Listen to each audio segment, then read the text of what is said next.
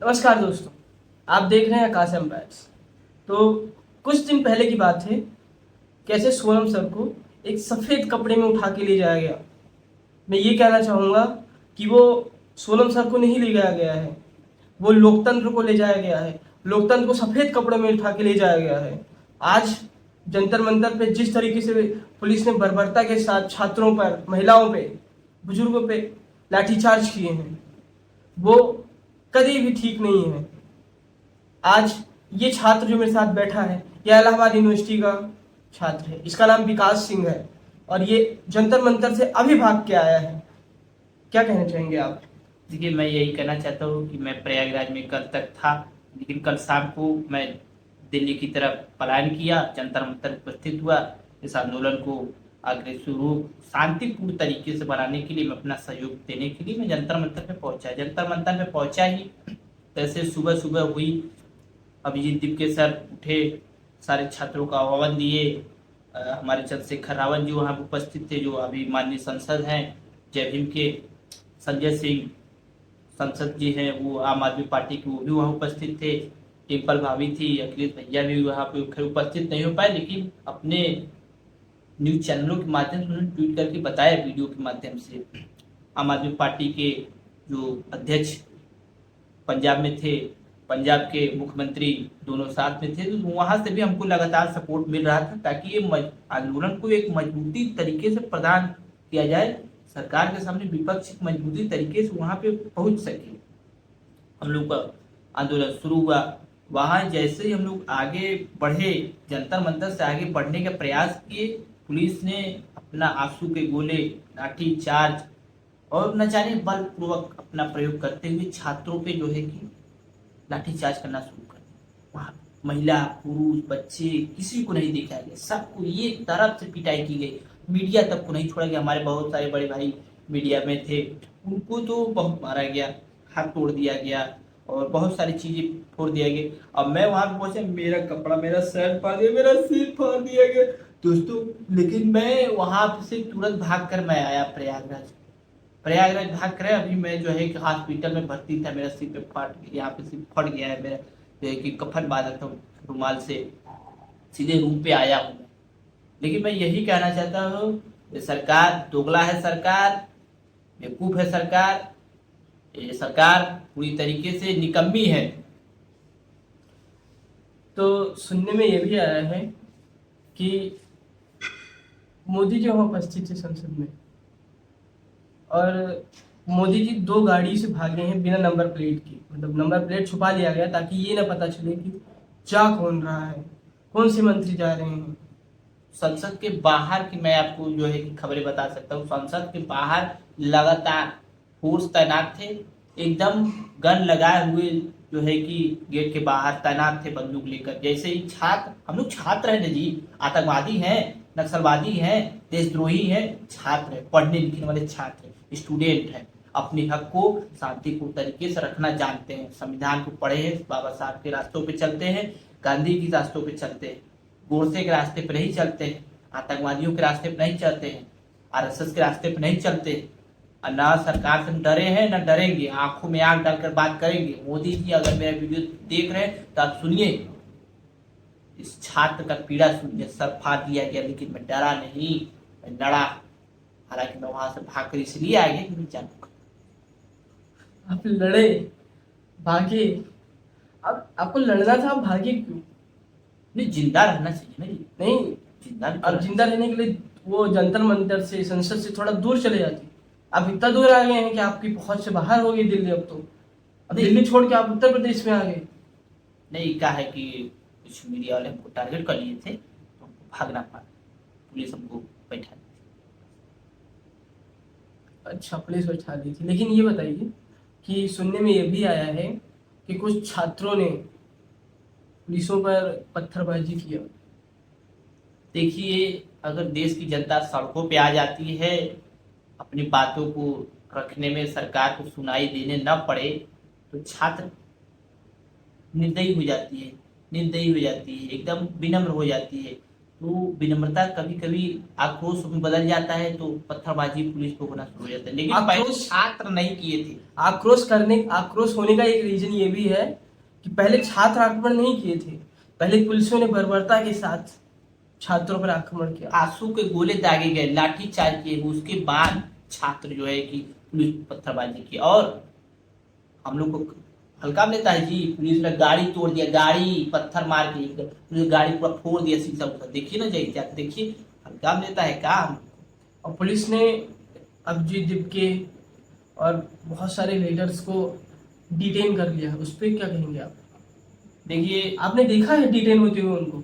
नहीं, उन लोगों को जो है कि सरकार नज़रबंद तरीके से लेकर गई है, तो पब्लिक के बीच में उन लोग ज़्यादातर नहीं आए, वो टेंट के पीछे से गायब हो गए। हालांकि सरकार है, कुछ भी कर सकती है, सरकार के नेतृत्व में जो दिल्ली पुलिस ने लाठीचार्ज किया था, तो सरकार है, कुछ भी कर सकती है, उसमें कोई किसी का वो नहीं है। लेकिन हम अपने हक की बात रखेंगे, सरकार को सुनना पड़ेगा, सुनेगी सरकार। मैं सरकार से तीन ही बात कहना चाहता हूँ, जैसा कि हमारे सीजेपी के 2 लीडर्स, बीजेपी के कैबिनेट मंत्री जो है कि नड्डा जी से मिले, तो सीजेपी की 3 ही मांग हैं। पहला मांग है कि जो छात्र नीट के एग्जाम में आत्महत्या कर लिए है, मारा गया है, आत्महत्या नहीं, वो हत्या है, इसका जिम्मेदार है शिक्षा मंत्री धर्मेंद्र प्रधान। सुन रहे शिक्षा मंत्री, तुमको कह रहा है, तुमको इसका जिम्मेदार तू है, मरा है। सरकार से रिक्वेस्ट है कि आप उनको 1 करोड़ का मुआवजा दिया जाए। और सोनम वांगचुक सर को अभी फिलहाल कुछ दिन पहले ही पुलिस वालों ने उनको जो है कि उठा के लेकर चली गई, ताकि हमारे आंदोलन को कमजोर किया जा सके, लेकिन आंदोलन कमजोर नहीं हुआ। सारे राज्य से, सारे स्टेट से बच्चे वहाँ जंतर मंतर पहुंचे, लाखों करोड़ों के भीड़ में पूरी दिल्ली जाम हो गई थी। काम लेता है काजी स्टूडेंट को। दूसरी मांग हो गई। तीसरी मांग है धर्मेंद्र प्रधान का इस्तीफा। अगर जब तक धर्मेंद्र प्रधान इस्तीफा नहीं देगा, तब तक शिक्षा व्यवस्था में बदलाव नहीं आ सकता, नहीं आ सकता।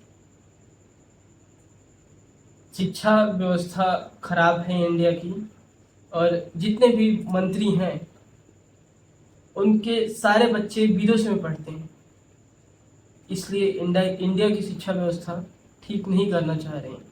और अगर धर्मेंद्र प्रधान ने इस्तीफा दे दिया तो मोदी सरकार है वो कमज़ोर हो जाएगी, क्योंकि आगे चल के अगर मोदी सरकार ने कोई गलत काम किया तो फिर से प्रोटेस्ट होगा और फिर से इस्तीफा देना पड़ेगा।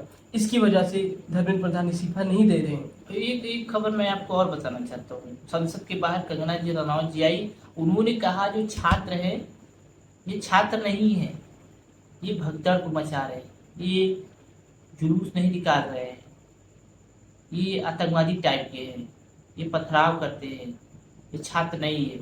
और यहाँ तक कि धर्मेंद्र प्रधान ने छात्रों को जो वहाँ आंदोलन कर रहे हैं शांतिपूर्ण, उनको बी टीम बताया है जी, हम लोगों को बी टीम बताया है, कह रहे हैं कि छात्र नहीं।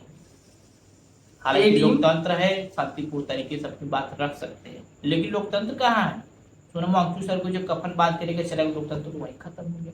लाठीचार्ज, लोकतंत्र वही खत्म हो गया। क्या करेगा जी सरकार? सरकार आपकी है, मीडिया आपकी है, पुलिस वाले आपके हैं, अब लोकतंत्र भी आपकी हो गई। आज दिखा दिए, संसद तो आपकी है ही, जब आए तब चले गए। संसद में कोई जवाबदेही बनती नहीं है सरकार की। विपक्ष सवाल पूछे चुप्पी साध देते हैं, जनता संसद के बाहर खड़े हो गाड़ी लेकर फरार हो जाते हैं।